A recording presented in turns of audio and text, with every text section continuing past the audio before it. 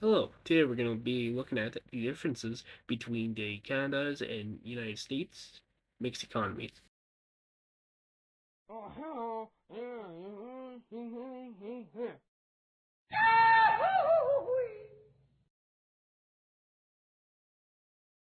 With Canada, Canada has a free healthcare system, which means if you break an arm, you don't have to pay up front. This also does not mean that we don't pay for healthcare. You pay for it when we do taxes. It also is covered by your health insurance if you have paid it. Compared with the US, you have to pay up front for a band-aid.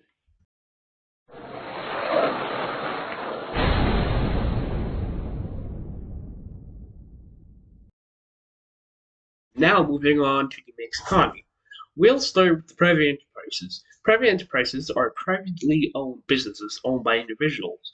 This also contains privately owned big companies like schools, office buildings, and etc., which means they have the right to kick you out or ban you from their buildings, or and not accept you. Competition. Competition is when two or more businesses compete to win over customers or investors. An example of this could be Shop A um, fights with Shop B to get more customers to them. For example, if Shop A puts a sign up saying "Get one, buy one free," and Shop B gets them back with "Buy two, get three free."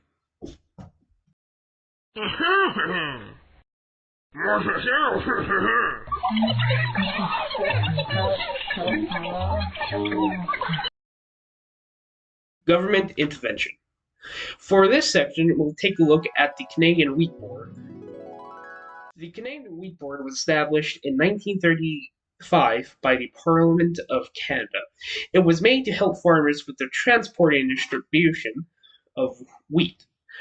But in the more the 70s to 2000s, the farmers could afford and would be able to transport on their own. But the government stated that the farmers would still have to use the Canadian Wheat Board, and if the farmers sold without using it, they would have to pay a fine. In 2012, a farmer had protested the Canadian Wheat Board and had won, stating that it was unfair and they could do it and they don't need the government's help and they didn't need to pay.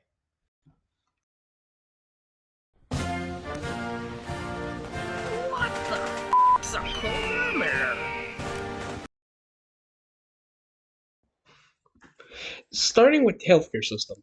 In the US, the healthcare system does not provide universal coverage for injuries and or examinations. This includes x-rays, surgery, and etc., which means if you come in with a medical emergency, you will have to pay a hefty bill.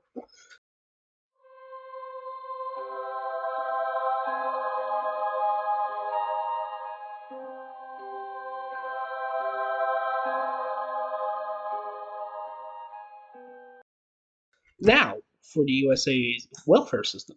The USA welfare system works by assisting cash, food assistance, and housing assistance, education to those in need who can't take care of themselves or are elder and or I guess retired. Competition. The competition in the US economy is around the same as Canada's competition, with some minor differences. The education system. The US education system is a structure in two stages: kindergarten to grade 8, grade 9 to grade 12. Compulsory attendance. All students must legally legally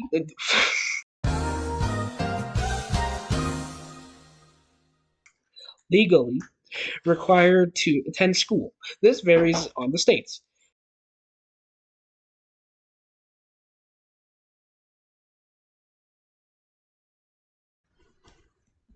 The Canadian universal system works better for the citizens Because, for example, if someone goes to the doctor's office and they do not have the money for treatment, the free healthcare system or their insurance covers for it with the universal system.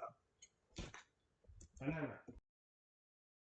We learned that the Canadian mixed economy impacts those who need treatment with the Canadian universal healthcare system and needs to be dependent on the welfare system.